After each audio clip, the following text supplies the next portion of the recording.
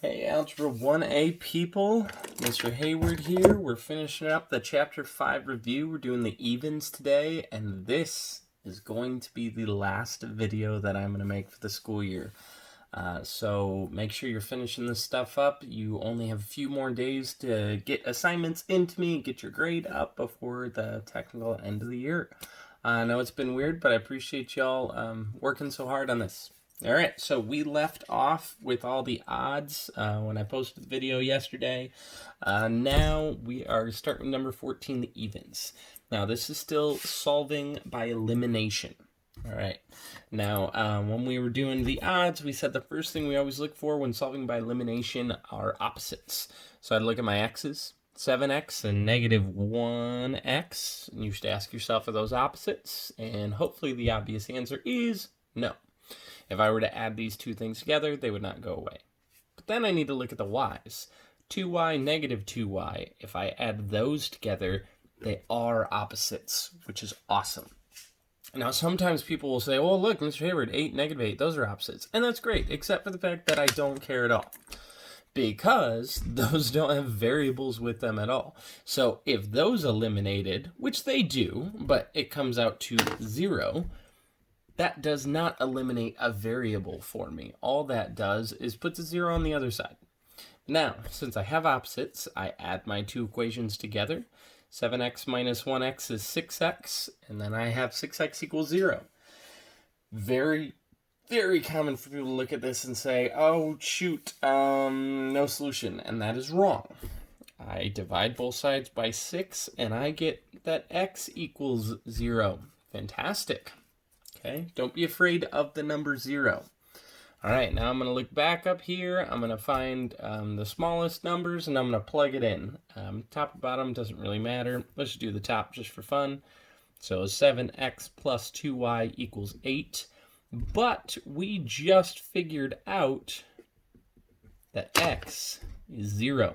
To make this nice, 7 times 0 is 0.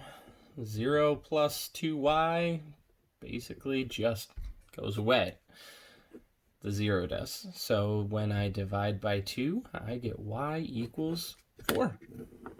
There it be. Okay.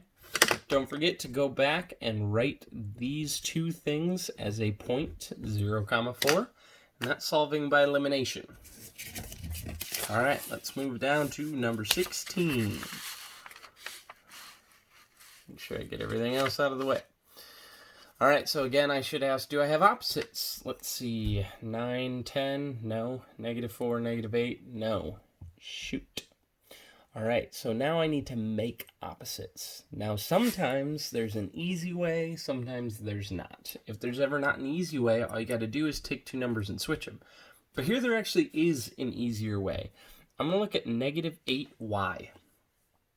Well, currently on the other equation, I have a negative 4y. Now, ask yourself really quick, what is the opposite of a negative 8y?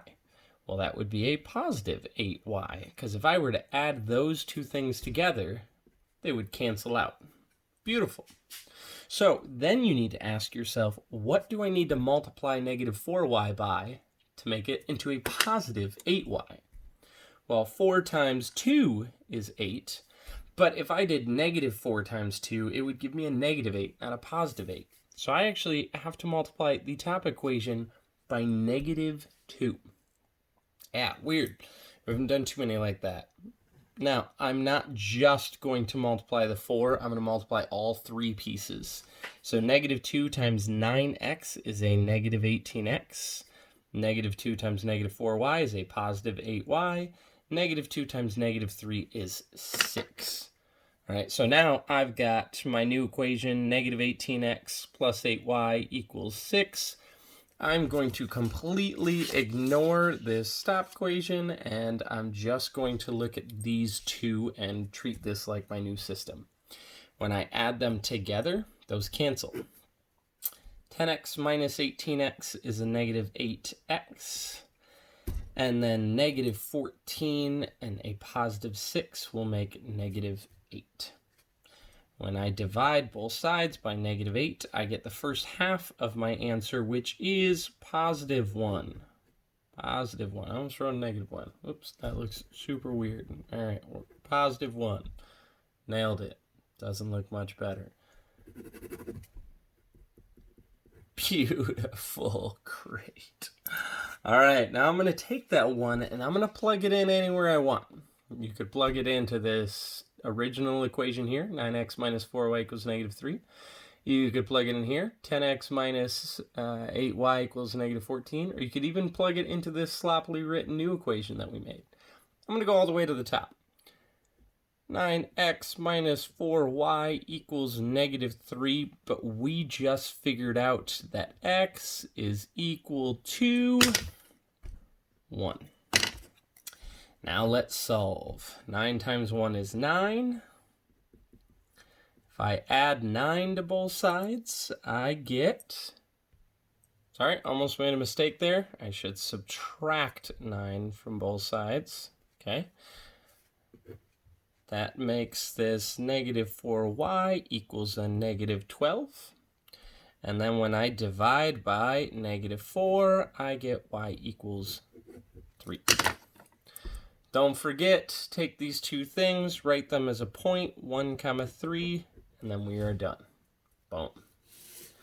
All right, we got one more in this section. Let's get that nonsense out of the way. Same process. Okay, we're going to start off by looking for opposites. Do we see opposites? Well, let's see. Negative 3x and 5x are not opposites. 10y and negative 6y are not opposites either. So here's where we got to use our little trick that we were talking about earlier. Okay, I'm going to multiply both of these equations by something. Now, it doesn't matter if you pick x's or y's. I'm going to pick x's just because 3 and 5 are smaller numbers than 10 and 6. So 3 and 5. Right? I'm going to take 3 and 5 and I'm going to switch them. Notice 5 is on the bottom, but I multiplied the top equation by 5. 3 is on the top, so I multiplied the bottom equation by 5. Notice I didn't mess with the negative because to have opposites, I want one equation to be positive and one equation to be negative. All right, so let's see what happens here when we multiply. And I give myself a little bit more room. 3. All right, so first I'm going to take 5 and I'm going to multiply it by everything on the top.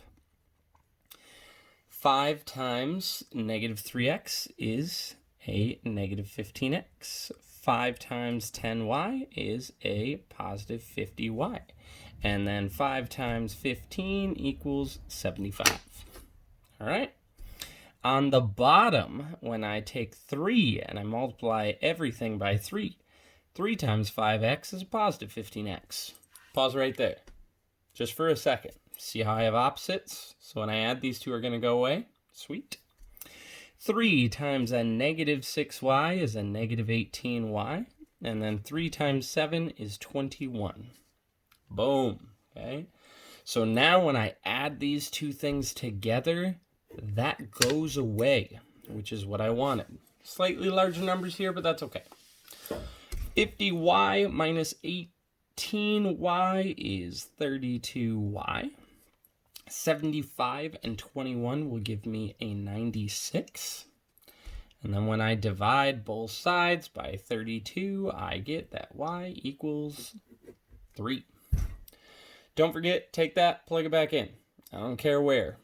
I'm looking at these 4 equations, and it looks like the one with smallest numbers is 5x minus 6y equals 7. So that's what I'm going to use. 5x minus 6y equals 7. But I just figured out what y is. Y is 3. Now this is going to give us an equation to solve. Should be pretty short and simple. Let's see, negative 6 times 3 is a negative 18. We will add 18 to both sides. I get 5x equals 25. And then lastly, when I divide by 5, I get x equals 5. I'm going to take these two things right here. This is my answer, but I'm going to write them as a point. 5, 3. Because remember, we're pretending like if I were to graph these two equations, they would cross at 5, 3. All right, there it is. Okay, so that was everything with solving systems. Now we are moving on to graphing inequalities. Okay. Yesterday's video, we looked at solid versus dotted lines and shading above or below, and then we talked about different points and where they're at and if it would be a solution. Now, if you've already tried this one, the only kind of fun part here, yeah, it's fun, is the fact that this is in standard form. So before I do anything else, I need to put this into slope-intercept form. So 9x plus 5y less than or equal to 25. All right, so I want to solve for y. So I'm going to subtract 9x from both sides. 5y less than or equal to, don't forget I cannot squish those together. They're not like terms. Lastly, I'm going to divide by 5. All right, quick question. Do I need to flip my sign? Because I divided by 5. Answer, no, because I did not divide by a negative. Negative 9 divided by 5, I just left as a fraction because decimals suck in terms of slope, but 25 divided by 5 is 5. All right, now we're going to graph this. I start at positive 5, dot. My slope of negative 9/5, so down 9, 1, 2, 3, 4, 5, 6, 7, 8, 9, to the right 5, 1, 2, 3, 4, 5. I'm definitely only going to be able to do one dot here. All right, now I have to ask myself dotted or solid. So over here, since my sign is less than or equal to, the or equal to part makes it solid. I'm back using a popsicle stick, not my classroom anymore, which is fine. And then lastly, you should say, am I shading below or above? Well, since it says less than or equal to, we look at the less thans are always in the below category. Then I'm done. This is what it would look like just graphing a single linear inequality. You still have the slope and the y-intercept, but then I'm adding, is it a dotted or solid line? And do you shade above or below? Now, the only other way to make this more fun is if I give you a system of inequalities. Now, in the video yesterday, we talked about how I would graph both lines, and then I have to figure out the commonly shaded area. We use some arrows for that. So I'm going to graph this top line in blue. This actually is blue. And this bottom one in red. Not that you care, but okay. So top one in blue. It looks like I'm starting at negative 4, and I have a slope of 1/4. So up 1, right 4, up 1, right 4.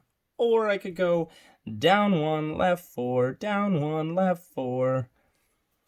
Then I need to ask myself those two questions.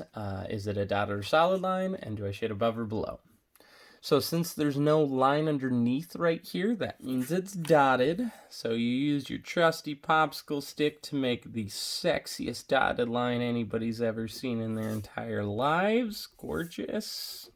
Not the sexiest arrow. That's okay. Then above or below. Since this says less than, now I'm not looking at the line or underneath or lack thereof. I'm looking at which way this inequality sign is facing. Less than means below. But remember, I'm just going to write a few arrows. I put 3. However many you need to know which direction you'd shade if you were to shade right now. Now I'm going to do this bottom inequality, which starts at positive 4. And I've got a slope of negative 3/4. This is my slope here. So remember, you think of that in two ways. Negative 3 over positive 4 or positive 3 over negative 4. Make sure you don't put the negative in both top and bottom. That would make it wrong. So negative 3/4. If I'm thinking of the negative on top, that tells me to go down 3, right 4, down 3, right 4. If you're thinking the negative on the bottom, that would tell me to go up 3, left 4, up 3, left 4. Okay. Then I say, let's see, dotted or solid. Well, still no or equal to line underneath, so this is going to be another dotted line. And then am I shading above or below? Well, this one now says greater than.